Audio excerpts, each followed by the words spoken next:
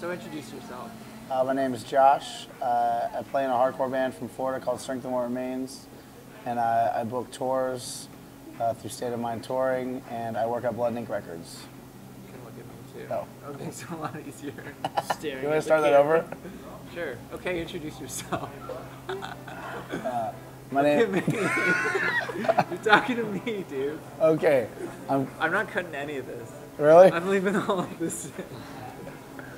I'm Josh. I'm terrible at interviews. I like to look at the camera. How you doing? All right. All right. Okay. So you do vocals for Strength and What Remains. Yeah. Oh, am I doing the introduction again, or are we just starting there? It's all good in my team.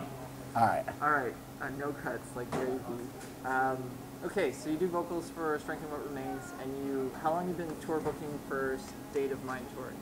I just started working for State of Mind like a couple months ago. I'm more so an assistant there and booking some smaller runs and learning the ropes.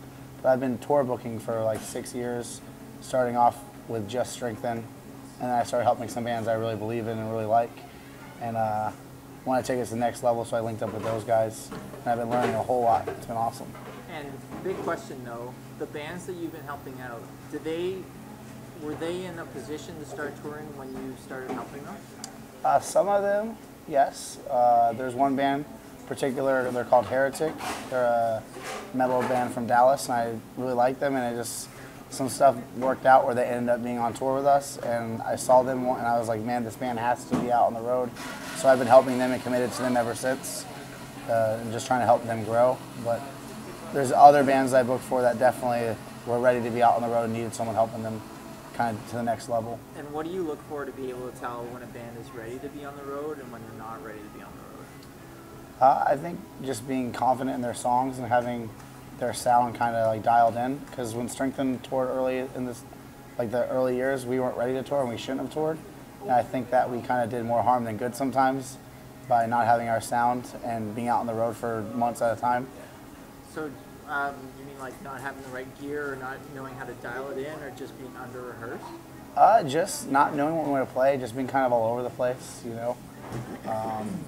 Just not having a pinpointed direction that we wanted our band to be in. That makes sense. Okay. And the gear was pretty bad back then, too. Yeah. So if a band is trying to get to the next level where they want to start touring, should they be spending their money on? Should they be spending their money on getting merch made? Should be on their rig or on their vehicle or on paying somebody to book for them? I think, honestly, for your first couple tours, I think it's really important to have all the above, really, to have a working van that's not going to break down all the time.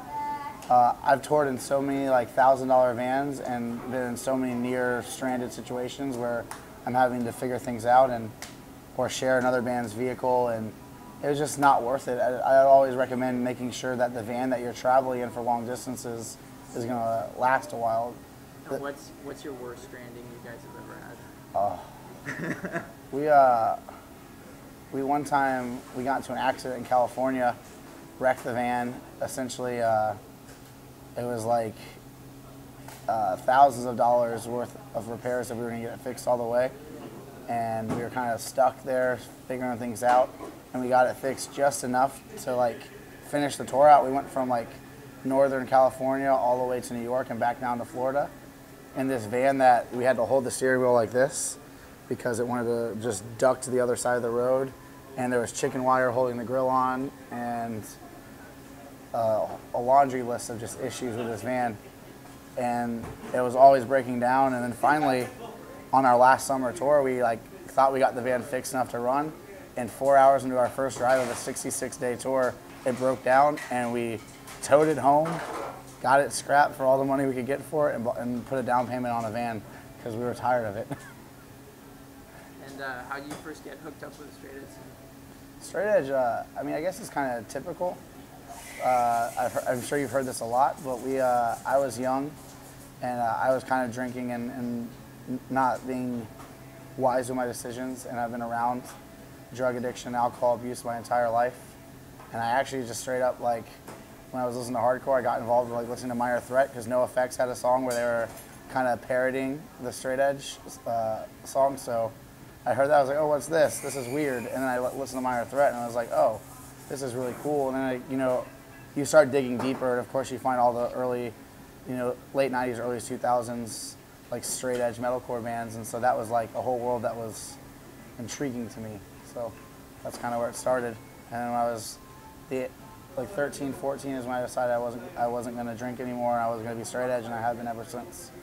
And do you think you would be where you are now and doing what you're doing if you weren't straight edge? That's a really hard question because, I think I'd be involved in hardcore, definitely in some capacity.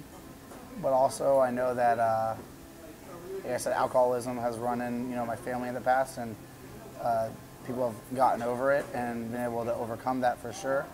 But I think that being on the road and traveling all the time and being around that stuff without like a good solid background and like a group of accountability could be kind of hard, definitely. I think, I don't know. I think that straight edge has always just been so natural and real to me that like I haven't really considered not being straight edge. So. And what's next for Strength? We have a record coming out June 9th, so about 2 weeks. And so I gotta edit this video pretty quickly. We have a record coming out. It might be out by the time you see this. But we're excited about it. We're in the middle of like a 2-month tour right now, or we just started a 2-month tour. We just plan to tour on it and play as many cool shows as we can. Cool. You guys gonna have vinyl on this tour? Yeah, we'll be getting it on the 9th. Oh, cool. Okay.